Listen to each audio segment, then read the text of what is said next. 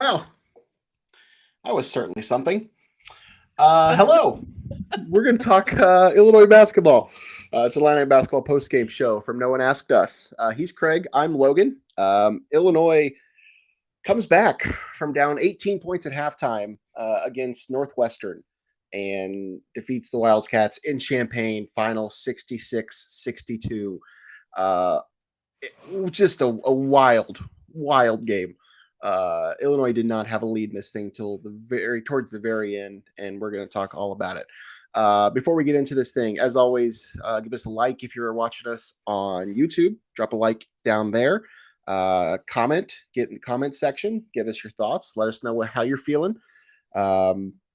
Share. Follow us on all of our social media, all that stuff. Let's just get into this thing. The first half was very ugly, and the second half was all Terrence Shannon Jr. That's the moral of this entire game. Terrence, who had not played the last two games, just absolutely was on a tear. He felt like he was having to make up for some lost time. I feel like he finished the game with 26 points. He was the offense. We'll talk about some of the numbers here shortly. But this was a big win. This was a nice win to get. This was an Illinois team that looked absolutely dead in the water in the first half. And they turned it on. They turned it on. And this is what we've seen from this team all year. Inconsistency. It resulted in a win tonight. But it's been a lot of inconsistency. Craig, how you doing? Wearing your orange. Hi. I figured you had switched to your cardinal red at halftime. Did you have to switch back to the orange? Yeah, you know me way too well. That's exactly what happened.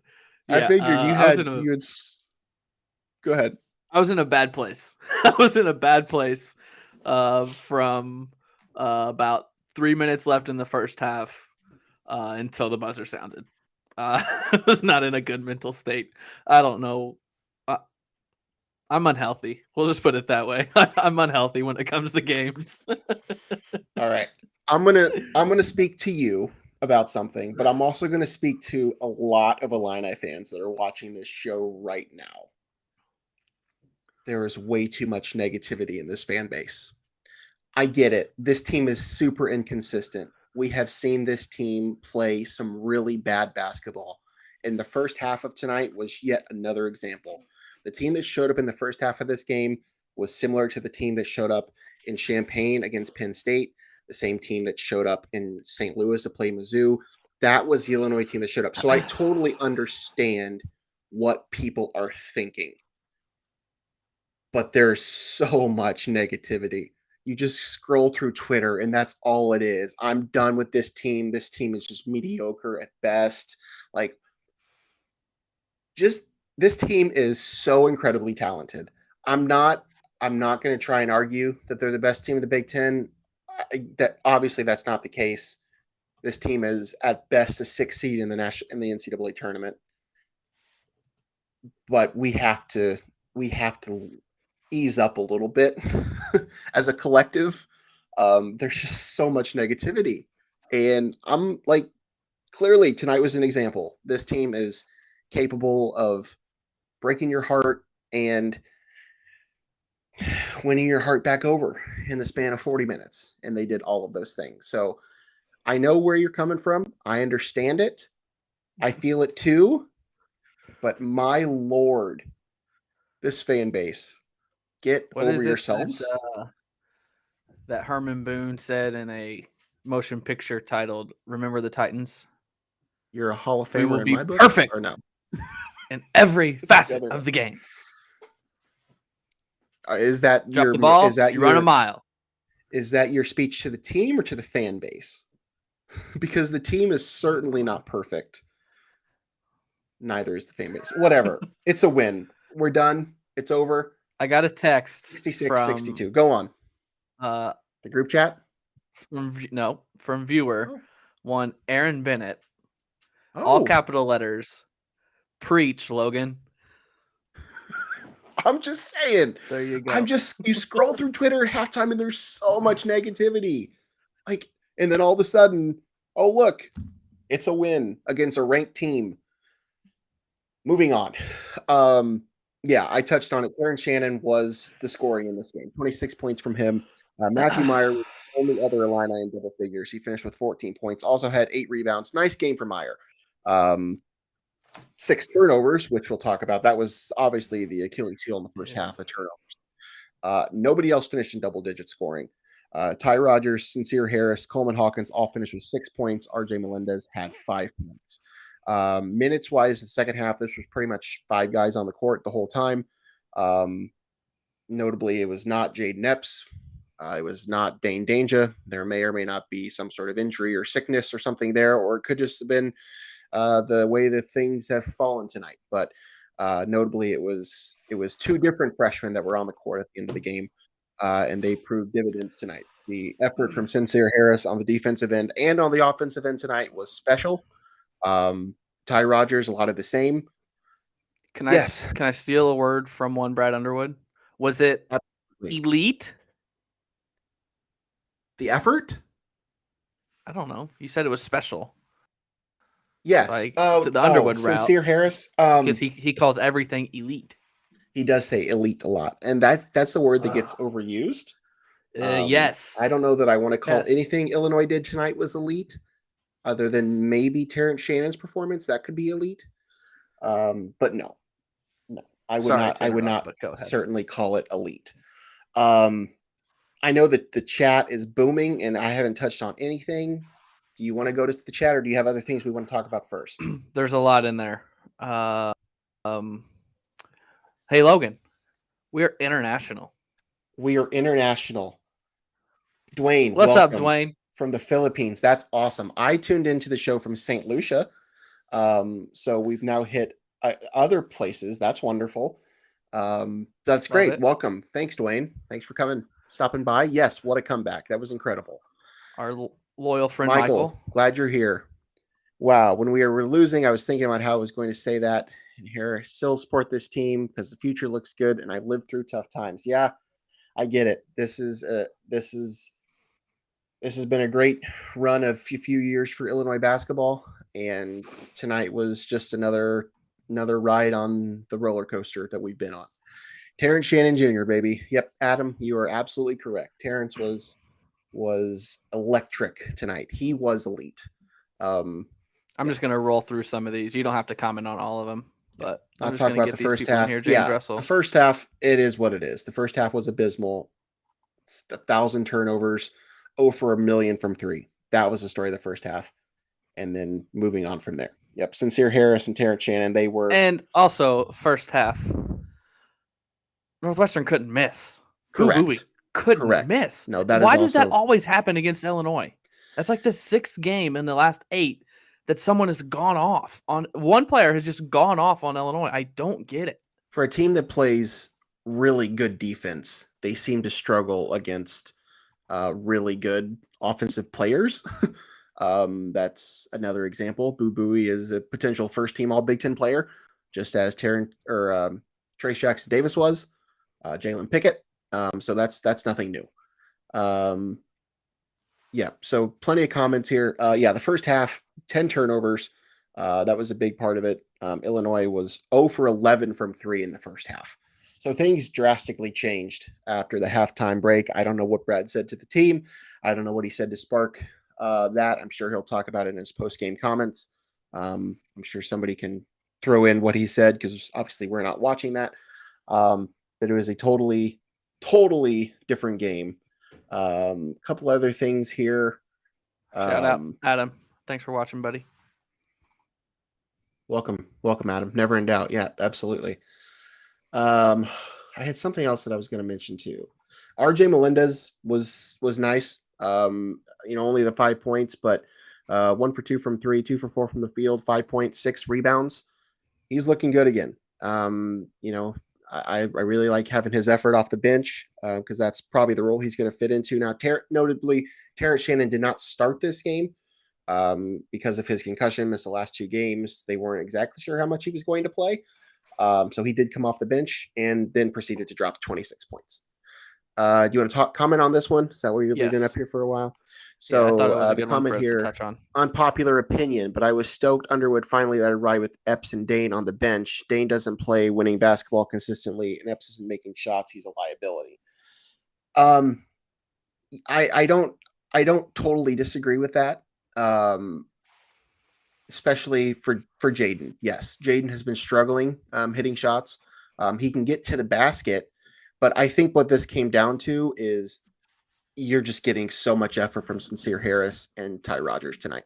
Ty Rodgers has absolutely put himself into the 6th, 7th man position on this team, and he has earned that. Sencire Harris has his nights where he's not as effective, but tonight Sencire Harris was great. They were able to stick him on Bowie or Audige or whoever he was guarding at the time, and he was an integral part of that defense, and he put up 6 points. He had a nice dunk in the first half over somebody. Oh my God, yes. And I mean, Brad's going to play the hand. He's going to play the hot hand. There's going to be games where Dane needs to be out there. But we're to the point in the season where every game is a must win. You're playing for Big Ten tournament seedings. You're playing for NCAA tournament seedings. And he's finding his rotations. Luke Goody didn't play a ton tonight. Dane Danger didn't play a ton tonight. So we'll just have to see. I think every game's going to be a little different. But yeah, I don't think that comment is totally wrong. I think there's some truth to it. I don't know how popular it is, but I don't think it's totally wrong. Yeah, it's just in a game like this, when you're down 18 and you find a lineup that gets you back in the game and pushes you closer and closer and closer, you roll with it. Even if they're dog tired, it's working. So you roll with it, especially when Epps and Danger are struggling coming into the game. So continue. I don't even know where else to go. I got a text from my father at one point that said this was the first win under 6 points. Is that accurate? Well, we talked about that. Under 9 points. Under 9 points. Yeah, they either blow people out or get blown out. That's pretty much. I think I mentioned it to you, but me and Nico, special guest co-host of the postgame show, have talked about this before. Illinois either gets beat by double digits or wins by double digits. There have been very few games that have been single digits. So yeah, that makes sense to me. Yep. I haven't verified that, but that sounds about right. I don't even know where else to go from here. This was the Terrence Shannon Jr. game. Terrence had been struggling. He's been on the sidelines with a concussion. You needed him. This is the thing that I really like about this team is that there's multiple guys that can help carry your offense. It's been Matthew Meyer lately. I think I was going to make an argument that Matthew Meyer has been their best player of late. I don't know if that's totally true, especially tonight. Terrence obviously displayed his abilities on the court, but yeah, I mean, those two guys can carry you a long ways.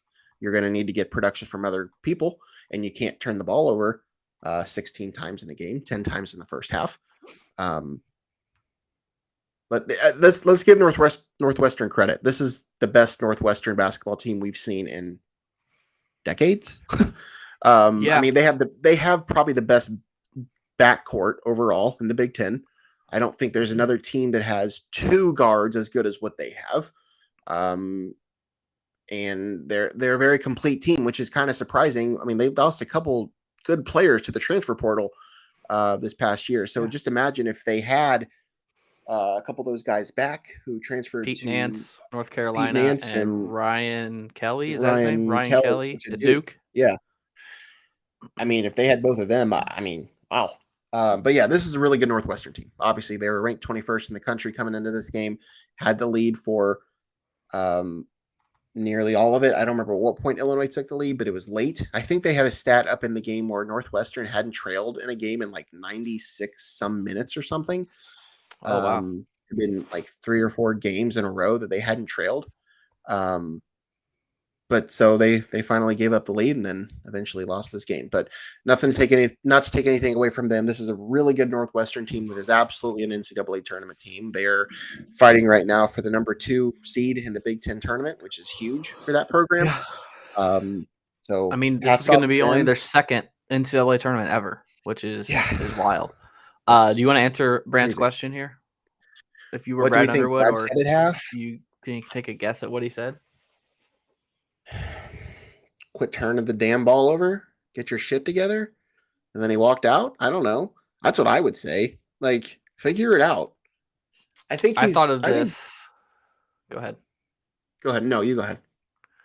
I thought of this when they were pulling away in the first half. Every game that has happened, and I mean, I would venture to say 70% of the time in games like this, it starts on the defensive end.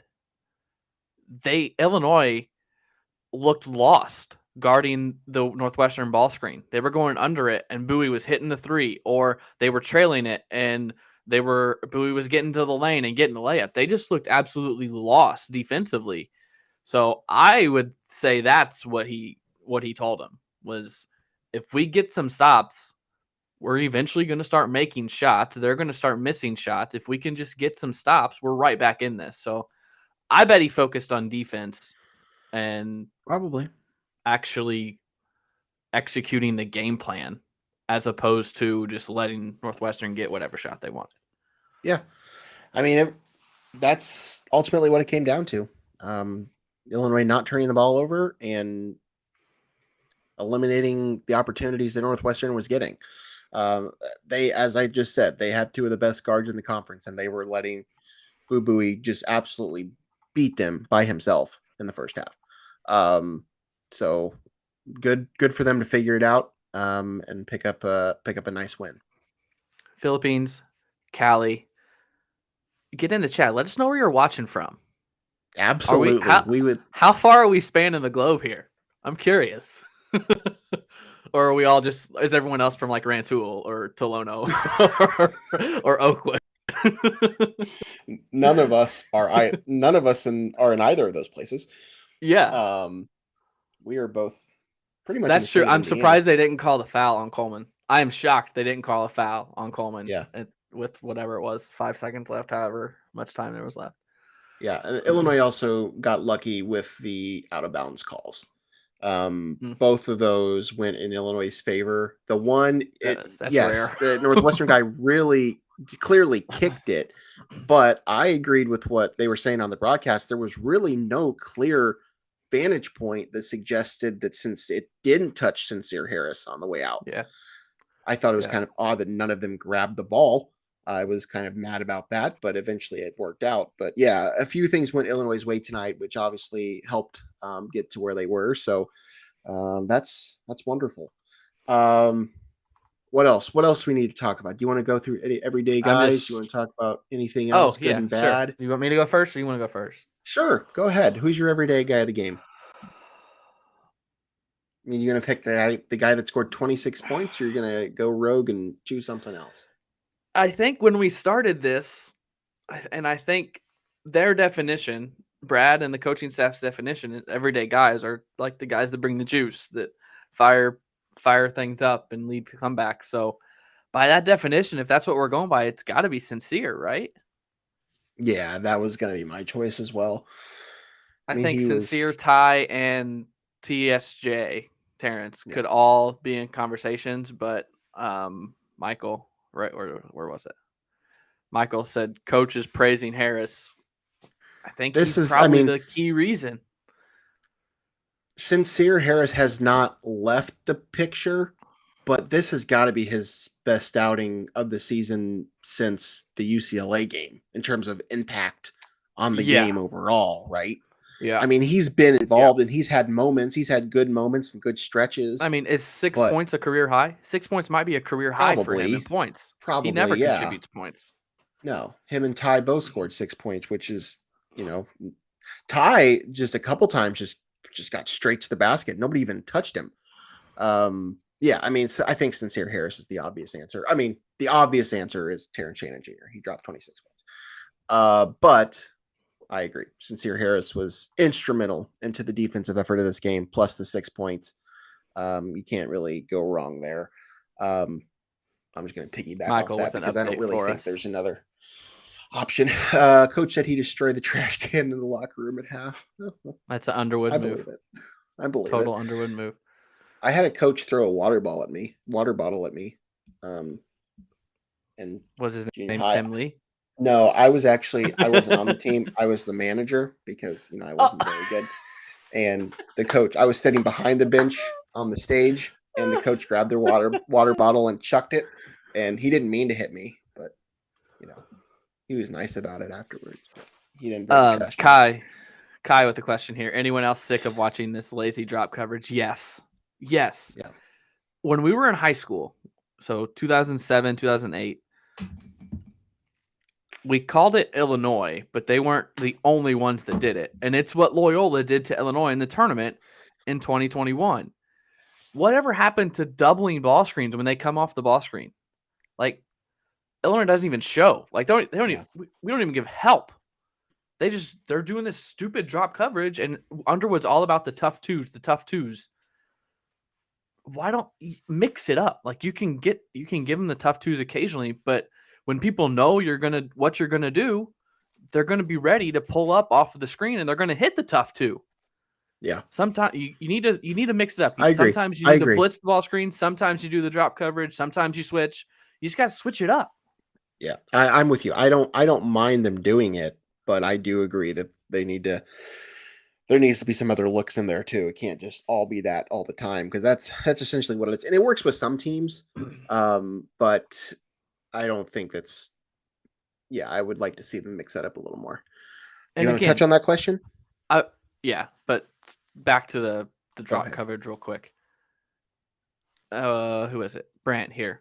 They do it when Dane's in. Okay, that's fine if you do it 80% of the time, but there needs to be a 20% where you're either switching or hedging or blitzing, doubling the ball screen. You can't always be in drop coverage when Dane's out there, because kind of similar to the first half, Dane went to spin baseline. It wasn't there.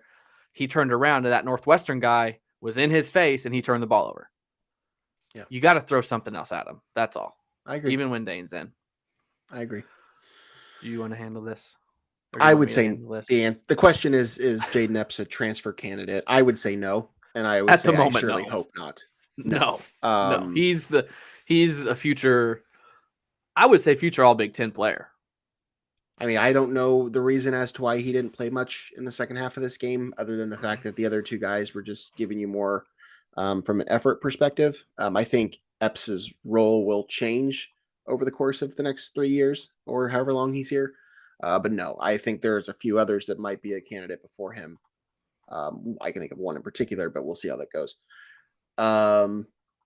Yeah, Epps just couldn't guard Boo Buie. That's why he didn't play. He'll be fine. Yeah, defense is not Jaden Epps' strong suit, and that's what the other two freshmen do better. They are much better at playing defense, and when you need a stop like that, and when you're down by 18 points like you were, and Jaden's not hitting shots, he's probably not going to play as much, and that's essentially what happened. Ben Brown at the game tonight. Shout out Ben Brown. Shannon's got that dog in him. Yes. Dog. Welcome to the pod, Ben Brown. He's hope your dog. Thank you. What? Hope your experience at State Farm Center was glorious, Ben Brown. You asked the question earlier, watching from the Portillo's drive-thru. That's wonderful. That's wonderful. Can you deliver? Can you please deliver? His hotel was off of Neal Street, so he had to go quite a ways to go to Portillo's. Yeah. Because there's just the one, right? Yeah, there's just the one. What question did I skip? Well, I was going to say, you had asked the question about where people are watching from, and I saw there's several locations that were flying in to answer. This is the first one I see.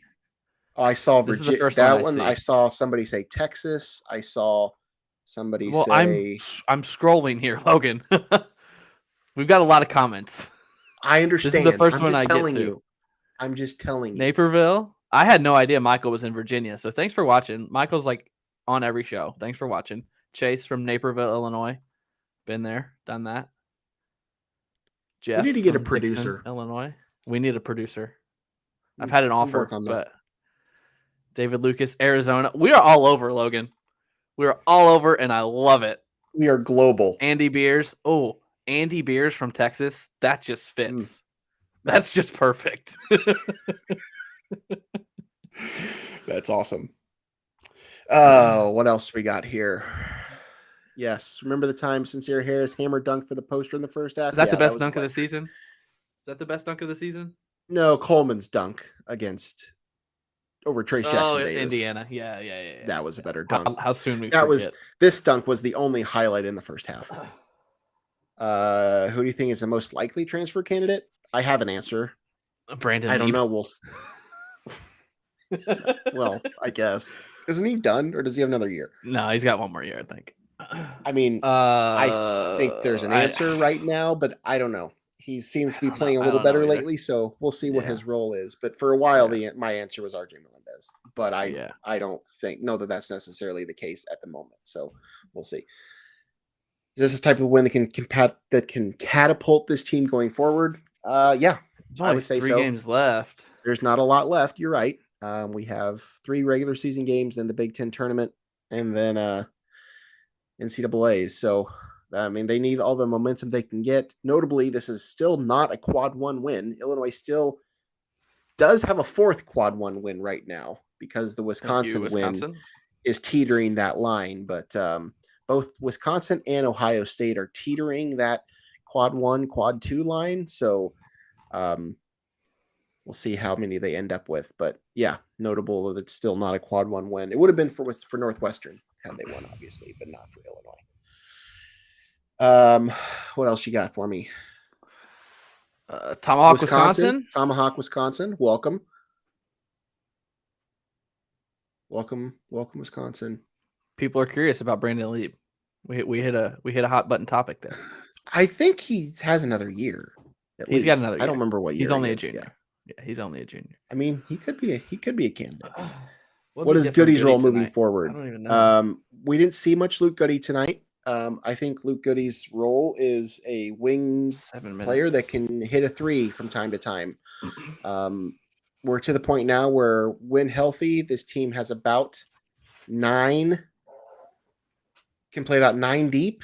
And once you get into tournament time, that's probably going to go down to 8.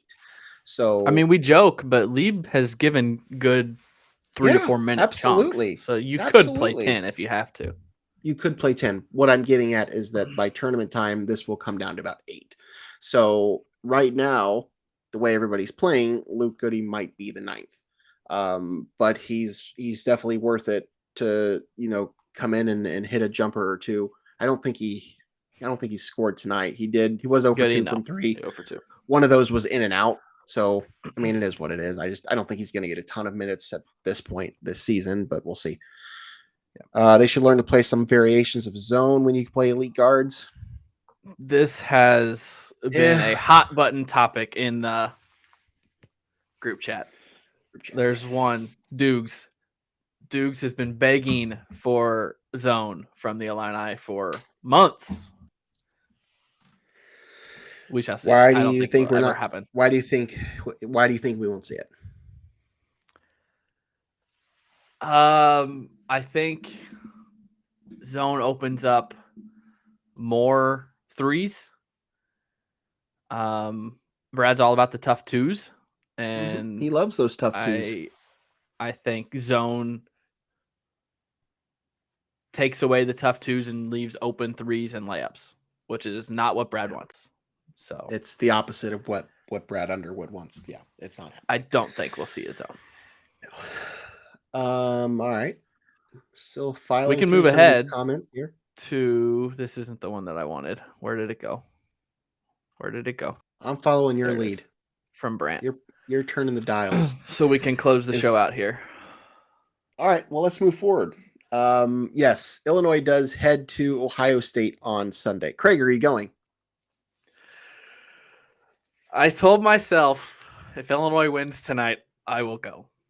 So Guess you're going at to halftime, Columbus. I was like, okay, guess there's 50, 75 bucks I'm going to save, but I might go to Columbus.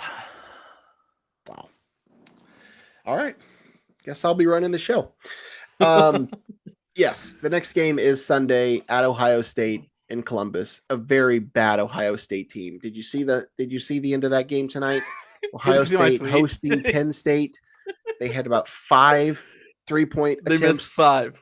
Yeah. that they missed in the last like 30 seconds of the game. Yeah. Any of them would have tied. I don't remember what the score was. No, but they were down missed 4. all of them.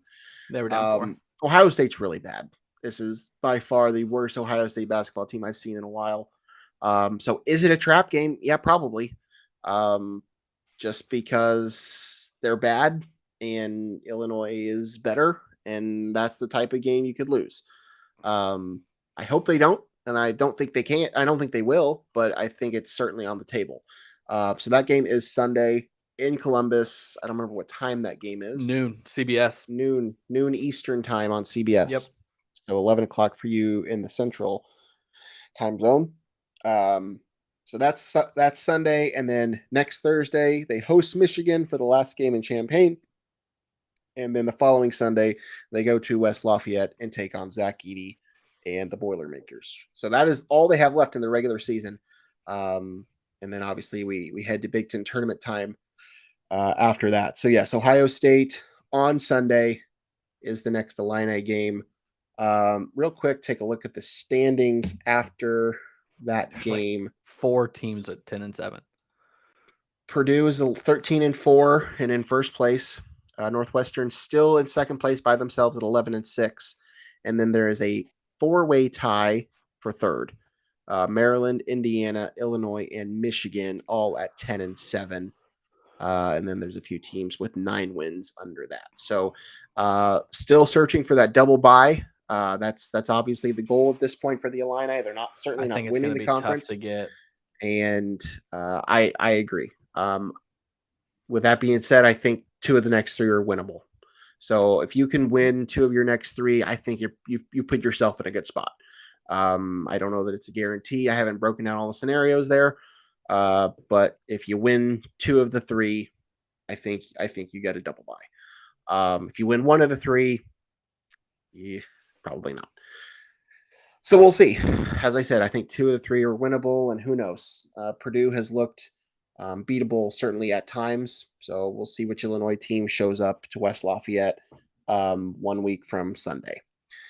Anything else for you, Craig? Any other comments you want to get to?